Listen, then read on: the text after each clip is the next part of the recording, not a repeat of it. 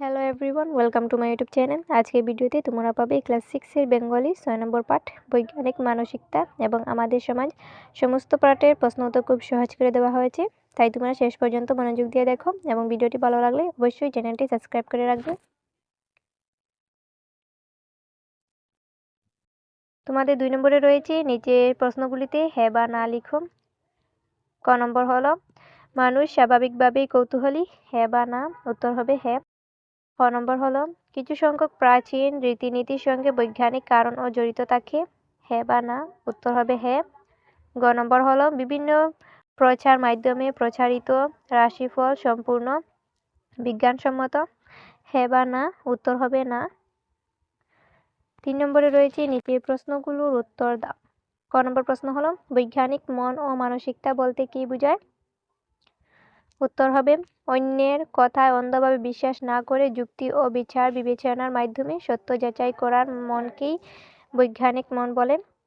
আর এই মন নিয়ে যুক্তিসঙ্গতভাবে চিন্তা ও কাজ করাই হলো বৈজ্ঞানিক মানসিকতা।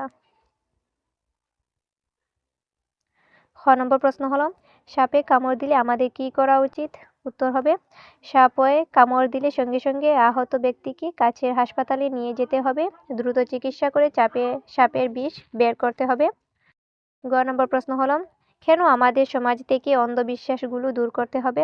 উত্তর হবে ব্যক্তি ও সমাজের উন্নতির জন্য অন্ধবিশ্বাস দূর করার খুবই জরুরি। অন্ধবিশ্বাস সমাজের অগ্রগতিতে বাধা দেয়। যুক্তি ও চিন্তাশক্তি দিয়ে ঘটনার কারণ খুঁজলে তবেই সমাজ এগিয়ে যাবে। 4 নম্বরে রয়েছে নিচের ক অংশের শব্দের সঙ্গে খ অংশের অর্থ মিলিয়ে দাও। কৌতূহলী শব্দের অর্থ হলো অনুসন্ধিৎসু। স্বাস্থ্যসমূহ শব্দের অর্থ হলো স্বাস্থ্যকর যা। যুক্তিনিষ্ঠ শব্দের অর্থ হলো যুক্তি থাকা। বিরল শব্দের অর্থ হলো পাওয়া দুষ্কর। বিকল্প শব্দের অর্থ হলো একটির বদলে আরেকটি। ঐতিহ্য শব্দের অর্থ হলো প্রাচীনকাল থেকে প্রচলিত নীতি।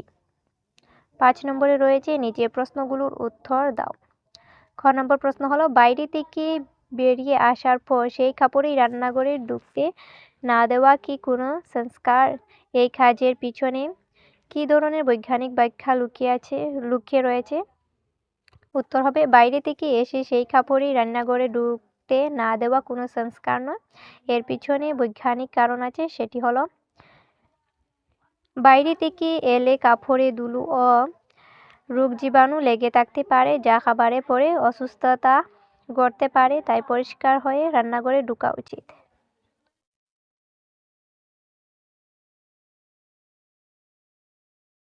ক নম্বর প্রশ্ন হলো বৈজ্ঞানিক মানসিকতার অধিকারী হতে হলে ব্যক্তি শিক্ষিত হওয়াটা কি জরুরি? শিক্ষিত না হয়েও মানুষ কিভাবে বৈজ্ঞানিক মানসিকতার অধিকারী হতে পারেন? উত্তর হবে বৈজ্ঞানিক মানসিকতার অধিকারী হতে গেলে ব্যক্তি শিক্ষিত হওয়াটা জরুরি নয়। শিক্ষিত না হয়েও মানুষ যুক্তি ও বিচার বিবেচনার মাধ্যমে ঘটনার কারণ খোঁজার চেষ্টা করলে বৈজ্ঞানিক মানসিকতার অধিকারী হতে পারে। গ নম্বর প্রশ্ন হলো বৈজ্ঞানিক মানসিকতা সম্পর্কে তোমার কি ধারণা? হলো পাঠটি অবলম্বনে তুলে ধরো। উত্তর হবে বৈজ্ঞানিক মানসিকতা হলো কৌতূহলী মন দিয়ে যুক্তি ও চিন্তা করে সিদ্ধান্ত নেওয়া। বৈজ্ঞানিক মন যে পথ দেখায় সেই পথে চলতে হবে। অবৈজ্ঞানিক রীতিনীতি মানার দরকার নেই। এই মানসিকতা ছাত্রছাত্রীদের মনে গড়ে উঠলেই সমাজ কুসংস্কার মুক্ত ও সুন্দর হবে। ঘ নম্বর প্রশ্ন হলো সমাজ থেকে অন্ধবিশ্বাস ও কুসংস্কার কেন বর্জন করা প্রয়োজন? উত্তর হবে সমাজ ও ব্যক্তির উন্নতির জন্য অন্ধবিশ্বাস ও কুসংস্কার বর্জন করা প্রয়োজন, কারণ এগুলোর কোনো বৈজ্ঞানিক ভিত্তি নেই এবং এগুলো মানুষকে ভুল পথে নিয়ে যায়। 9 নম্বর প্রশ্ন হলো বৈজ্ঞানিক মানসিকতার অধিকারী হতে গেলে কি ধরনের মন থাকা দরকার? উত্তর হবে বৈজ্ঞানিক মানসিকতার অধিকারী হতে গেলে বৈজ্ঞানিক মন থাকা দরকার। 6 নম্বরে রয়েছে পাঠে প্রাপ্ত বৈজ্ঞানিক পদটি বিজ্ঞান বিশেষ্য পদে বিশেষণ রূপ। একইভাবে তোমাদের এখানে পদ পরিবর্তনের কথা বলা হয়েছে বিশেষ্য থেকে বিশেষণ।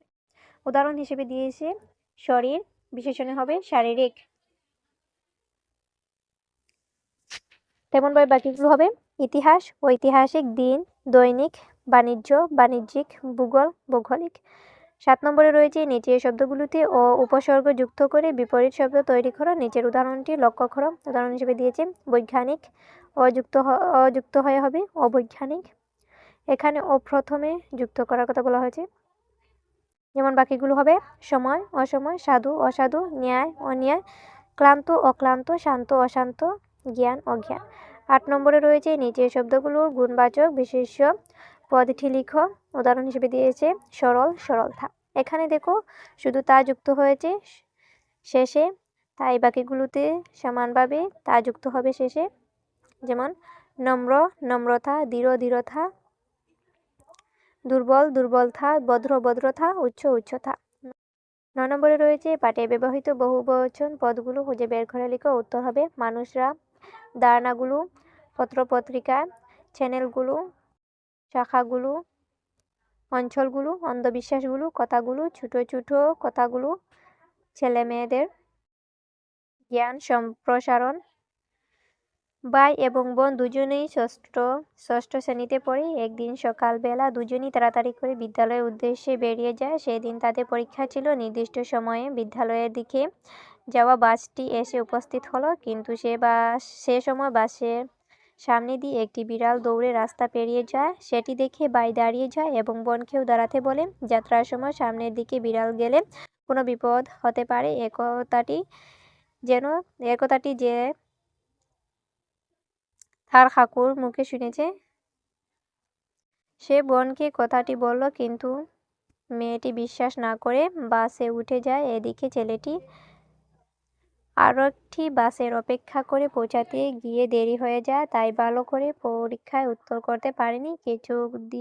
কিছুদিন পর পরীক্ষার ফল বের হলে ছেলেটির থেকে অনেক ভালো ফলাফল হয়।